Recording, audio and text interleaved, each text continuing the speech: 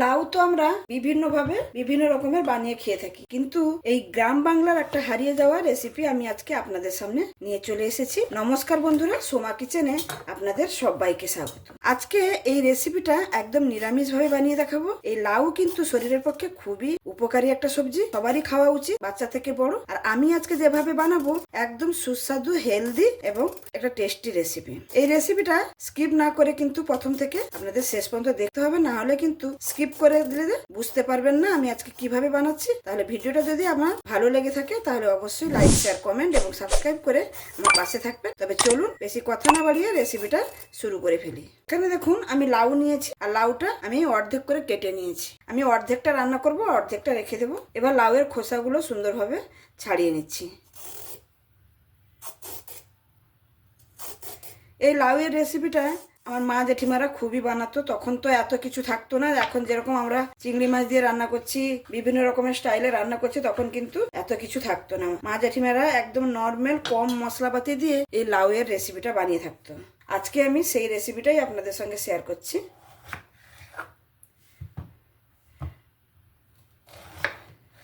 এই রেসিপিটার জন্য আমার এইটুকু লাউ হলেই যথেষ্ট।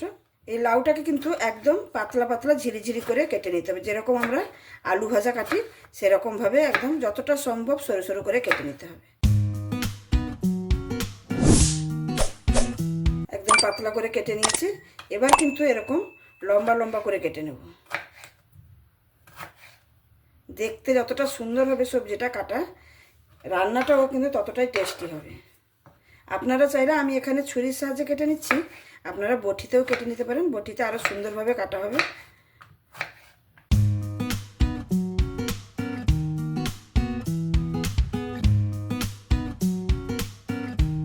লাউটা আমি এরকমভাবে একদম পাতলা পাতলা করে কেটে নেব।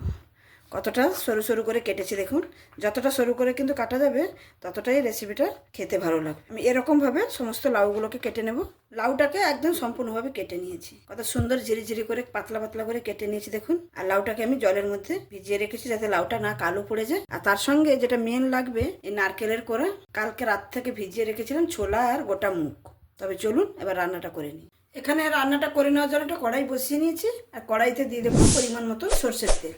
এই রান্নাটা একটু সর্ষের তেলে করলেই বেশি ভালো লাগে খেতে, আর আপনারা চাইলে সাদা তেলেও করতে পারেন, কোনো অসুবিধা নেই। এবার তেলের উপরে দিয়ে দেবো 5 ফোড়ন, ফোড়নে তার সঙ্গে দিয়ে দেবো 3টা শুকনো লঙ্কা, আমি মাঝখান থেকে ছিঁড়ে নিয়েছি, আর একটা তেজপাতা।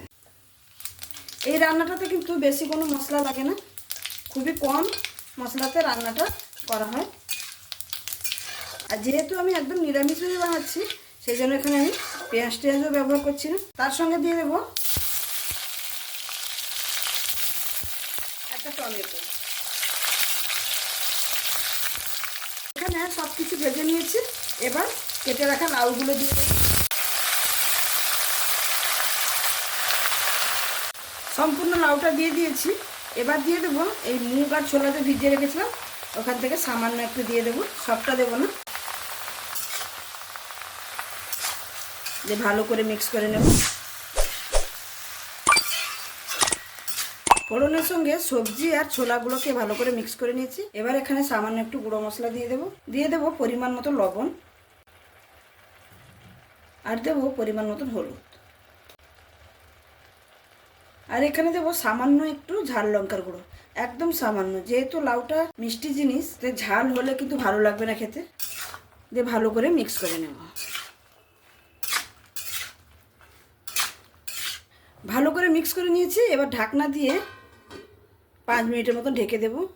5 মিনিটের পরে আমি ঢাকনাটা খুলে নিচ্ছি। দেখুন লাউ থেকে কতটা জল বেরিয়েছে, এই জলেই কিন্তু লাউটা সেদ্ধ হয়ে যাবে, আর উপর থেকে কোনো জল দিতে হবে না।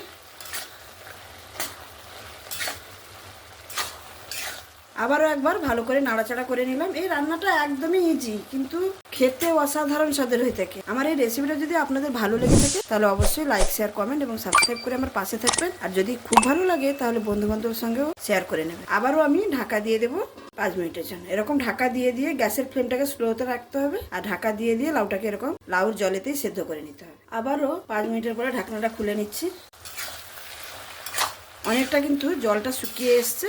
দেখুন লাউও সেদ্ধ হয়ে গেছে, আর তার সঙ্গে যে ছোলা দিয়েছিলাম সেই ছোলাটাও সুন্দরভাবে সেদ্ধ হয়ে গেছে। এবার আমি এখানে দিয়ে দেবো যে নারকেল কোড়াটা রেখেছি, এই নারকেল কোড়াটা দিয়ে দেবো। নারকেল কোড়াটা দিয়ে ভালো করে মিক্স করে নেব। নারকেল কোড়াটা দিয়ে ভালো করে মিক্স করে নিয়েছি। এবার আমি এখানে দিয়ে দেবো একটু সামান্য জিরে গুঁড়ো। এটা যদি ভাজা জিরে গুঁড়ো হয় তাহলে কিন্তু রান্নার পরে দেবেন, রান্নাটা একদম কমপ্লিট হয়ে গেলে দেবেন। আমার এটা কাঁচা জিরের গুঁড়ো, তাই আমি একটু এখানে ব্যবহার করে দিলাম। তার সঙ্গে এখানে দেবো একটু গুড়ের পাউডার। আপনারা চাইলে এখানে চিনিও ব্যবহার করতে পারেন।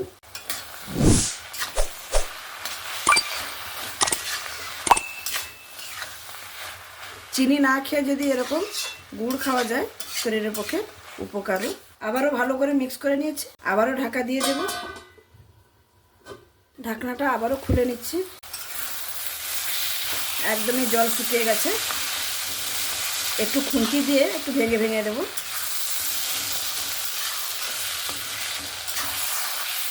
রান্নাটা একদমই কমপ্লিট। এবার নামানোর আগে আমি সামান্য একটু ধনেপাতার কুচি দিয়ে দেব, আর দিয়ে দেবো দুটো চেরা কাঁচা লঙ্কা।